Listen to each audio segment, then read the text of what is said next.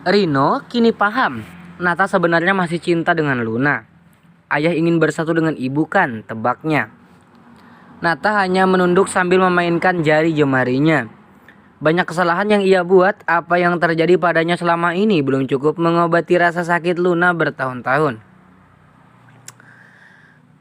Bayangan Luna yang selalu melayaninya tentang segala hal membuatnya membenci dirinya sendiri. Segala bentuk perhatian dan perhatian Luna tak pernah ia hargai sedikit pun. Hingga akhirnya wanita itu lelah dan memilih meninggalkannya. Rino, pulanglah. Nata menggerakkan kursi rodanya sendiri menuju kamar. Ia menolak untuk dibantu. Dalam hatinya ia sudah ikhlas jika Luna tak ingin bersamanya lagi. Biar ia mencari kebahagiaannya sendiri. Langit di pagi hari yang cerah. Walaupun semalam bumi ini diguyur hujan yang lebat. Tampak jalanan masih basah akibat hujan semalam. Karena cuaca dingin semalaman ia tak dapat jatah dari istrinya.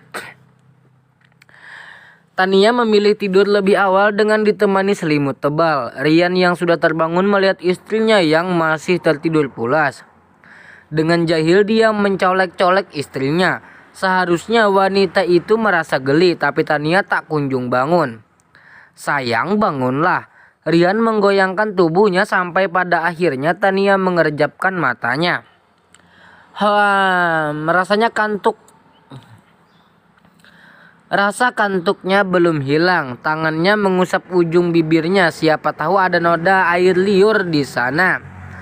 Kau sudah bangun rupanya. Tania dengan malasnya bangun dan berniat ingin turun dari ranjang. Tapi tiba-tiba tangannya ditarik oleh suaminya. Apa? Tania bertanya dengan mimik muka heran. Mau itu, Rian bersikap seperti anak kecil. Dia memasang wajah memelasnya. Tak ingin lama-lama Rian langsung mendekapnya dan menciumnya dengan brutal. Hasratnya dari semalam ingin ia lampiaskan sekarang.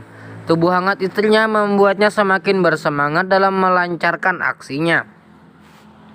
Tapi tiba-tiba matanya menangkap sesuatu yang tak biasa. Apa ini? Rian melihat noda kemerahan di underwear istrinya. Aku ternyata. Tania langsung berlari menuju kamar mandi, sedangkan suaminya masih terbengong dengan kesalnya. Dia membuang bantal ke lantai. Gagal lagi. Di dalam kamar mandi, Tania menatap wajah kecewanya lagi. Dia sudah datang bulan, padahal ia berharap akan segera diberi momongan. Tak mau bersedih, Tania memilih untuk sekalian mandi. Dan setelah itu dia akan menyiapkan keperluan suaminya untuk berangkat ke kantor. Di meja makan sudah ada Luna di sana. Wanita paruh baya itu berpakaian rapi tak seperti biasanya. Ibu mau kemana? Tanya Tania dan yang tak biasanya melihat Luna berpakaian seperti itu di rumah. Ibu mau mengajak kamu jalan-jalan keluar sebentar. Bagaimana? Apa kau mau? Ia melirik Rian meminta persetujuan dari suaminya. Langsung mengangguk. Tania sebenarnya juga butuh refreshing karena pikirannya jika di rumah akan selalu mengarah ke hal keturunan. Hari ini Luna akan mengajak Tania ke pusat perbelanjaan yang ada di sudut kota. Jaraknya cukup jauh dari rumahnya, tapi ia yakin Tania akan senang walaupun tempatnya tak sebagus pusat perbelanjaan di sini.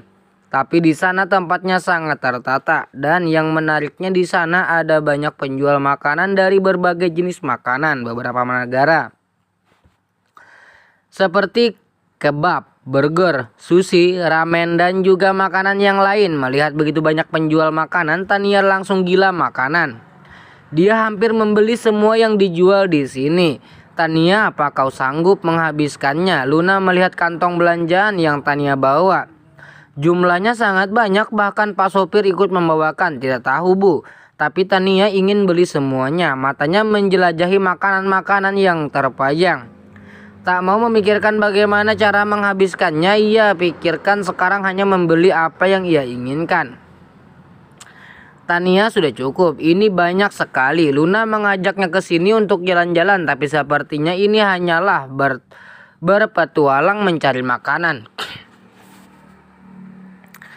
Setelah dirasa cukup, Tania memilih duduk di sebuah kursi panjang yang ada di sana. Yang pertama ia ambil adalah sosis bakar, bentuknya memanjang dan mengambang. Baunya harum sangat menggugah selera. Ia gigit ujungnya, sedikit terasa pedas dan manis karena saus dan kecap menjadi pelengkapnya. Tania mengunyahnya dengan semangat, sosis yang sangat lezat, bahkan sampai sosisnya tinggal sedikit. Dia merasa kecewa. Enak sekali. Tania memandangi tusuknya yang sudah bersih. Tak ada lagi sosisnya. Kau mau lagi, Tania? Luna menawarkan, tapi Tania menggeleng. Masih ada banyak makanan yang belum ia makan. Hari pun berganti sore. Tania dan Luna memutuskan untuk pulang. Tapi karena perjalanan cukup panjang dan sempat beberapa kali terjebak macet, pada akhirnya mereka sampai di rumah menjelang malam. Tania yang sudah mengantuk ingin sekali tidur di dalam mobil. Ibu, aku mengantuk. Tania menyenderkan kepalanya pada bahu Luna. Wanita paruh baya itu tidak merasa keberatan. Bahkan dia mengelus-ngelus kepalanya agar Tania merasa nyaman. Tepat di pintu masuk Rian berdiri. Dia menunggu istri dan ibunya pulang. Pak sopir memberitahu bahwa Tania tidur di dalam mobil. Rian dengan segera mengangkat tubuhnya dan membawanya masuk ke dalam kamar. Ia tahu istrinya belum mandi, jadi dia hanya mengganti pakaiannya dengan pakaian tidur. Setidaknya Tania tidak menggunakan baju kotor untuk tidur, dan di saat dia mengganti pakaian dalam istrinya, Rian tak menemukan bercak darah lagi di sana. Dia seketika bingung sebenarnya istrinya ini datang bulan atau tidak. Istrinya memakai pembalut tapi masih bersih tanpa ada tetesan darah sedikit pun. Tania mengelihat saat merasa ada yang menyentuh tubuhnya.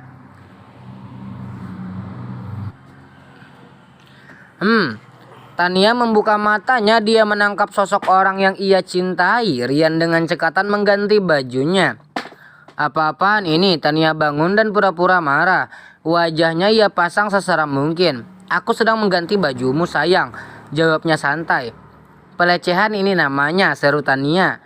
Rian beralih menatapnya. Dia mencubit hidung istrinya dengan gemas. Cerewet sekali istriku. Dia tiba-tiba mencium bibirnya sekilas. Aku mau sekarang. Rian tiba-tiba memberikan isyarat. Apa kau lupa tadi pagi? Tania bermalas-malasan. Ia ingin lanjut tidur. Kau tidak sedang datang bulan. Lihat sendiri. Rian menyuruhnya untuk mengecek sendiri. Tania yang masih mengantuk tak begitu menghiraukan. Sampai-sampai Rian terpaksa menarik underwearnya dan memperlihatkannya. Tania terkejut dengan perlakuan suaminya. Ia mengucak matanya melihat dengan seksama bagaimana mungkin. Tania bingung, jelas-jelas tadi pagi dia melihat noda darah di underwearnya. Kenapa seharian ini tidak keluar darah sama sekali? Ayolah sayang, kau tidak sedang datang bulan.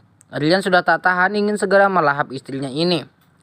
Aku jadi takut. Tania takut terjadi apa-apa dengannya, apalagi ini menyangkut datang bulan. Sangat sensitif untuk seorang wanita. Besok kita ke dokter. Rian berusaha menenangkan istrinya, tapi tangan nakalnya tak berhenti menjalar kemana-mana, membuat Tania sama saja tak bisa menahan hasratnya. Sesuai janji Rian, hari ini dia akan memeriksa istrinya. Apa yang terjadi pada masalah kewanitaannya? Tania sangat khawatir. Dia memikirkan hal yang buruk-buruk. Semuanya akan baik-baik saja, percaya denganku. Rian tak hentinya menenangkan istrinya, menciumi tangannya terus-menerus hingga seorang yang duduk di sampingnya merasa iri melihat kemesraan mereka berdua. Dan sekarang giliran Tania yang dipanggil. Rian mengekori dari belakang. Dia juga tak berhentinya berdoa untuk meminta hal yang baik-baik. Dokter terlihat serius memeriksanya. Tak butuh waktu lama dan dokter menyuruhnya untuk segera turun dari ranjang. Rian langsung menanyakan tentang keadaan istrinya. Dokter itu malah tersenyum-senyum dan menatap Rian tanpa henti. Tuan, ada kabar baik untuk Anda. Dokter semakin membuatnya penasaran. Apa dok? Tanyanya tak sabar. Istri Anda sedang hamil. Apa yang terjadi pada istri Anda kemarin itu hanya plek. Itu terjadi pada masa awal-awal kehamilan, ujarnya menjelaskan. Bagai diberi emas sekarung, rasa kebahagiaannya bahkan melebihi itu. Rian mengucapkan rasa syukur bertubi-tubi. Tania yang masih di atas ranjang perlahan turun dan membuka tirainya, menghampiri suaminya yang sedang tersenyum-senyum bahagia. "Sayang, apa kau dengar?" Rian memeluknya dengan erat. Akhirnya setelah sekian lama Tuhan telah memberikannya lagi keturunan.